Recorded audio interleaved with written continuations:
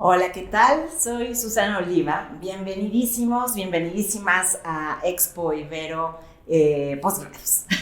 Estoy muy contenta de poder estar aquí con ustedes para poder hablar acerca del futuro de la educación, que es un tema que personalmente me súper apasiona y que creo que es súper relevante en estas fechas donde estamos viendo pues tanto cambio a nuestro alrededor y que quizás con esto que vamos a platicar pudiera haber un poco más de claridad sobre qué esperar sobre la educación a futuro y también la importancia de tener estudios que den continuidad a lo que nosotros estamos aprendiendo en una especialidad dada que tengamos profesional.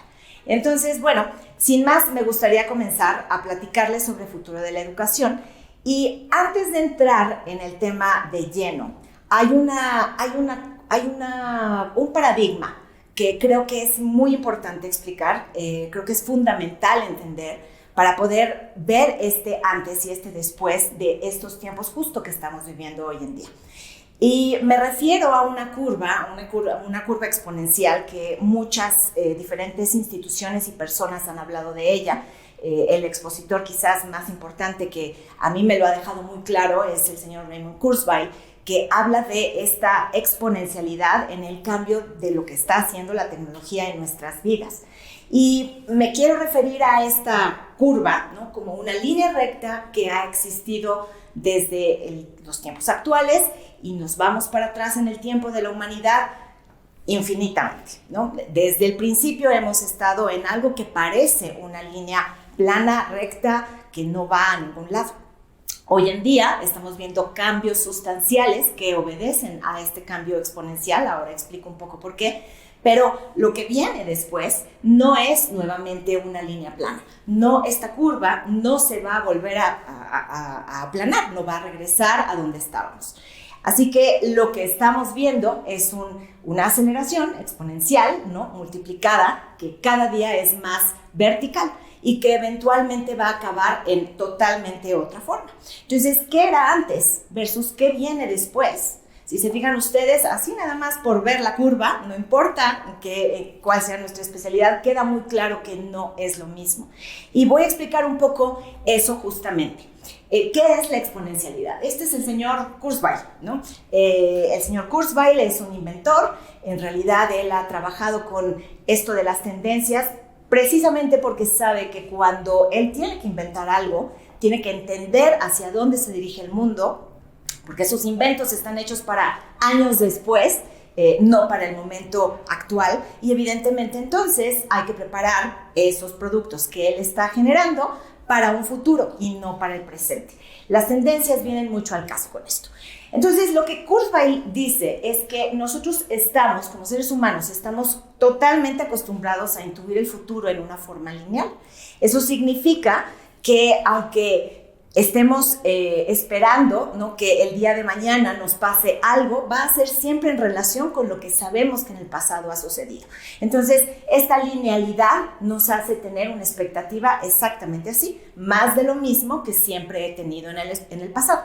Sin embargo, las tecnologías que hoy estamos viendo a nuestro alrededor, tecnologías exponenciales, todas ellas están haciendo un cambio importantísimo en el contexto y en la vida de todas las personas. Este cambio es exponencial y fíjense ustedes la diferencia entre linealidad y exponencialidad. La linealidad nos dice que si damos 30 pasos nos van a llevar a 30 pasos. Si damos 30 pasos exponenciales, entonces vamos a llegar a 1,000 millones. Y lo voy a poner un poquito más gráfico. Fíjense ustedes, si este niño sube 30 pasos, va a llegar al final de la escalera. Pero si diéramos 30 pasos exponenciales, entonces vamos a llegar a 1,000 millones. Eso significa 26 veces darle la vuelta al mundo. Y siguen siendo los 30 pasos. Unos lineales, otros exponenciales. Esa es la diferencia entre pensar linealmente y pensar exponencialmente. Entonces, si estamos hablando de que el futuro va a ser exponencial y realmente todo lo que viene en adelante, de aquí en adelante, va a tener este nivel de cambio, va a tener esta aceleración en el cambio también, pues entonces podemos esperar que todas las tecnologías exponenciales, y aquí menciono solamente algunas, inteligencia artificial, pues toda la vida digital, que ahora le pusimos nombre de metaverso, todo lo que es blockchain y que va a ser el nuevo internet completamente amarrado a blockchain, la biología sintética, los robots, las impresiones 3D, y muchas más tecnologías que hoy están interviniendo en la vida de todos los seres humanos, no importa quiénes seamos y no importa tampoco la especialidad que tengamos, intervienen en todas las disciplinas. Evidentemente eso nos va a llevar a reestructurar en una forma exponencial también pues los productos y servicios que estamos acostumbrados a tener, nos van a cambiar la forma en la que hacemos finanzas o concebimos incluso las finanzas, el comercio, la salud, la información, etc. Y todo en formas también mucho más democratizadas, más baratas, más rápidas, más poderosas, más efectivas. Entonces, bueno, para quienes estamos un poco esperando claro, que podamos tener un campo de acción en donde poder trabajar, en donde poder también producir y aportar, vamos a tener que empezar a considerar este tipo de lógica exponencial. Les quiero enseñar algunas otras curvas que se parecen a la exponencialidad y que no tienen nada que ver con las tecnologías, pero sí son el resultado de que estas tecnologías afectan nuestra vida. Les enseño, el primero, tenemos Producto Interno Bruto, y esta curva no va a cambiar mañana. Veníamos en una línea prácticamente recta, estamos creciendo hacia una exponencialidad. Si hablamos también de la expectativa de vida, también es exponencial. Y estos son diferentes países del mundo, tomados de África, tomados de todos los continentes, para que no pensemos que esto es meramente información de países desarrollados. No, todos los países estamos en las mismas curvas exponenciales y tampoco se van a detener. Y finalmente, también el GDP per cápita, en donde también vemos que pues, las personas, aun cuando el ingreso percibido que estamos obteniendo no parezca que está creciendo, sí nuestra calidad de vida lo está haciendo. Vivimos más años, tenemos más acceso a salud, tenemos más acceso a alimentos, techo, se garantizan más con mejores condiciones de vida para todos por igual. Entonces, bueno, pues dado que las curvas están obedeciendo a lo que las tecnologías están logrando impactar en nuestras vidas, podemos también asumir que las profesiones van a tener exactamente la misma curva. Y bueno, creo que el ejercicio que acabamos de tener todos de encerrarnos en casa durante un par de años y de ver cómo todas las generaciones nos volvimos digitales y ver cómo se aceleraron una serie de cuidados, más conciencia social, más conciencia ecológica y en todos los sentidos, las tendencias que venían ya creciendo se aceleraron con COVID. Pues con más razón vamos a ver cómo estas aceleraciones, no solo COVID y no solamente guerras, también otras tensiones, muchas tensiones que vienen en camino para la humanidad van a requerir soluciones. Y pues ahí es justamente donde se abre esta oportunidad para que podamos nosotros ser útiles socialmente y también productivos personalmente. Vamos a hablar de esto. Hay varias transformaciones que van a impactar la forma en la que nos estamos educando y también van a impactar la forma en la que el sistema social se está pues ayudando a sí mismo a evolucionar. Y entre ellas están, quizás la más obvia para todos quienes estudiamos y nos estamos actualizando, es el hecho de que nos estamos automatizando en nuestras funciones actuales. Cada día más tenemos inteligencia artificial o robots haciendo las cosas que nosotros solíamos hacer. Entonces, si yo antes llevaba un CRM, ¿no? Si yo antes hacía una hoja Excel y trabajaba con eso para tener al día el estatus de mis clientes, hoy eso ya lo hace una máquina por mí. Y si ayer también llevaba un seguimiento puntual de una clientela importante a nivel operativo, pues ahora también puedo poner posiblemente un robot a dar seguimiento.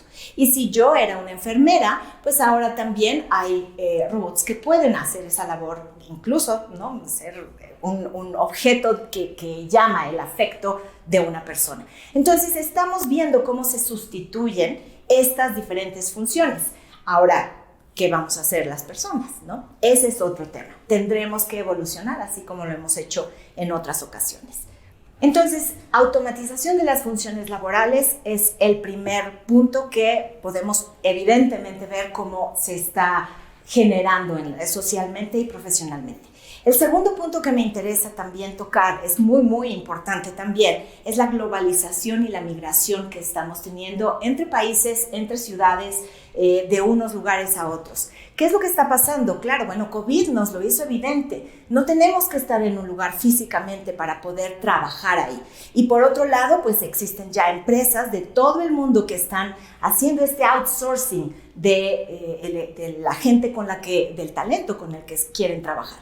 ¿Por qué? Pues porque las economías, ¿no?, nos dan para eso, para trabajar con talento muy bueno que a lo mejor no tenemos en nuestro país o es demasiado caro. Entonces, hoy hay chicas y chicos que están, y adultos de toda edad, trabajando en países que ni siquiera son en donde están sentados, o personas en una empresa que están sentados en la playa también atendiendo clientes en ciudades. Entonces, esta migración no solamente es por la comodidad de donde queremos estar, la seguridad de donde queremos estar, también tiene que ver con aspectos profesionales. Podemos trabajar hoy en donde se nos dé la gana, a la hora que nosotros queramos, y básicamente encontrar también sueldos y salarios por todos lados, en cualquier moneda que pueda tener interés en nosotros. Ese es un segundo punto que nos va a afectar también a futuro, va a continuar cambiando. El tercero es la masificación del acceso a la información. Por supuesto, el que tenía ese conocimiento antes, pues ya no es exclusivo de esa persona, ¿no? Ahora, y estar constantemente reinventando metodologías, perfeccionando modelos, trayendo lo nuevo, haciendo cambios constantes y continuos, es un poco donde está más el valor versus el saber cómo se hacía. Entonces, claro, el estar más acostumbrados hoy en día a traer innovación es mucho más valioso y evidentemente, pues claro, el acceso a la información es un no-brainer. Todo el mundo tiene acceso a la información. Eso lo vamos a poder accesar a cualquier hora, quien sea, en cualquier lugar. El cuarto punto tiene que ver con la interconectividad inmediata y la pluralidad de puntos de vista. Algo que me gusta llamarle fragmentación social, ¿no? ¿Por qué? Porque, claro, nadie piensa igual que otra persona. Todos pensamos diferente. Y esa diversidad de opiniones, diversidad de identidades, diversidad de orígenes, diversidad de historias, nos enriquece socialmente y no puede más que construir y traer riqueza al pensamiento colectivo. Cuando consideramos esto, ¿qué tan complejo puede ser ordenar, operar con una masividad, una comunidad tan plural? Pues en realidad, si lo dejáramos en términos del pasado, de esa línea eterna para atrás, pues sería tremendamente complicado. Incluso creo que no existen modelos que puedan dar como cabida a una cosa tan compleja y que resuene en alguna historia de la vida anterior humana. Lo que sí es cierto es que hoy hay generaciones, y yo creo que hoy todos lo podemos ver incluso en WhatsApp, ¿no? Hay generaciones que se ordenan y se organizan y trabajan y juegan y construyen como si fueran enjambres, donde no hay linealidad en su organización, no son jerárquicos, no hay un líder y todos los demás siguen. Todo el mundo puede llegar a ser líder, todo el mundo como un enjambre participa dentro del movimiento, el colectivo es inteligente, es ágil, es rápido y puede resolver en un instante. Esa riqueza entonces se aprovecha y la tecnología hoy en día pues evidentemente es la plataforma con la cual o con las cuales estas diferentes opciones, WhatsApp una de ellas, ya lo decía, nos están facilitando esa organización grupal en microcomunidades de acuerdo a los intereses y propósitos que vayamos teniendo. Entonces, bueno, ¿cómo vamos a hacer? Vamos a solucionar ¿qué? El orden social, la seguridad, la productividad, una labor, un reto humano. Cualquier cosa se va a poder resolver en estas formas. Lo que necesitamos es participación, las tecnologías que permitan habilitarlo y la aceptación de esa diversidad, tal y como lo hace pues mi amada generación Z, a quien quiero mucho. Y luego tenemos un punto adicional, que es la descentralización de las estructuras de poder, que muy amarrado al punto anterior, pueden ustedes entender cómo, claro, al momento de tener comunidades tan organizadas, tan fuertes, que logran rápidamente sus objetivos, pues entonces, ¿qué caso llega a tener estructuras de poder permanentes y que son lentas y que no resuelven a la velocidad que se necesita resolver?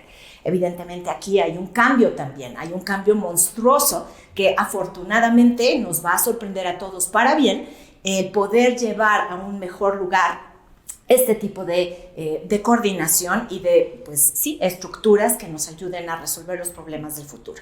Y finalmente también la integración del mundo físico con el digital, o como le decimos ahora, el figital, ¿no? El físico-digital, que a través del cual pues estamos creando totalmente otra forma de poder experimentar pues, nuestro exterior y nuestro mundo.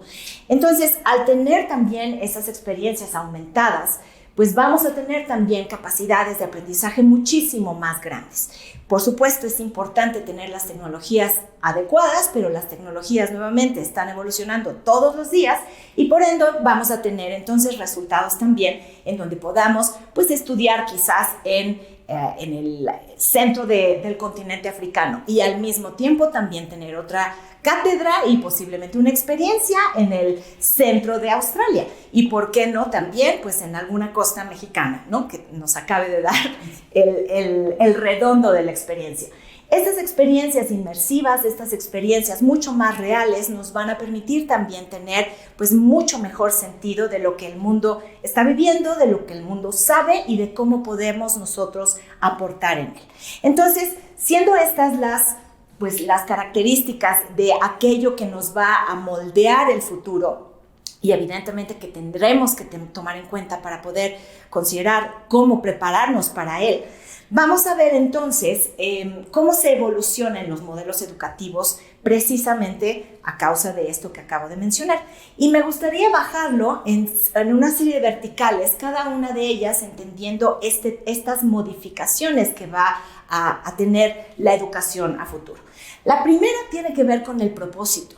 No es lo mismo como estudiábamos antes un posgrado. ¿Para qué estudiábamos antes un posgrado o educación sigue continua, ¿no? Aquello que nos va a continuar educando? No es lo mismo como era a cómo va a ser. Ahora tiene mucho más que ver con en dónde quiero intervenir yo, dónde quiero incidir yo. Y esto, además, perdón que lo diga, pero no es una cuestión de una vez en la vida. Hoy puede ser que quiera una cosa, mañana se vale que sea otra. Y se vale que quiera dos al mismo tiempo y mañana cambie por completo donde quiero aportar. Así de muchos grupos tenemos en WhatsApp, ¿no? Así de muchos propósitos podemos llegar a tener en la vida. Y si hoy sirvo para limpiar el océano, mañana a lo mejor sirvo más para dar una idea de cómo hacer más democrática una votación. Entonces, nuestros propósitos pueden ser múltiples. Nuestros propósitos, además de que se van a empezar a estructurar en capas, ¿no? Un poco dependiendo de las comunidades en donde estoy, de aquello que yo sienta que me define o me ayuda a sentirme más fuerte identitariamente. Acá todo esto va a formar parte del por qué quiero continuar estudiando algo. Y va a ser más integral y por supuesto también va a ir enfocado mucho más y cada vez más a problemas reales, a cosas que realmente están sucediendo allá afuera y con las cuales yo tengo contacto. La segunda vertical en la cual vamos a ver estos cambios, esta evolución en los modelos educativos, tiene que ver con las herramientas. Por supuesto, la educación, pues, si venimos del salón de clases tradicional, ¿no? Todos los alumnos teníamos que aprender lo mismo. Ahora ya no. Ahora cada día, seguimos en esta teoría de la fragmentación, cada día tiene que ser mucho más personalizado, mucho más hecho a lo que cada individuo quiere y cada individuo quiere y puede, ¿no? Y no nada más eso, también es que si yo traigo un déficit de atención, que si yo traigo esta otra capacidad diferente para poder aprender, posiblemente mi nivel de aprendizaje sea totalmente otro y yo pueda hacer un un brinco que nadie más puede hacer en este otro sentido. No nada más es en la materia, también es en las formas y también es en el tiempo, y todas estas maneras en las que nosotros estamos acostumbrados a ver la educación también se personalizan. No es lineal, tampoco tiene un principio y es un fin. También va a tener brincos y saltos para estructurarse en formas diferentes.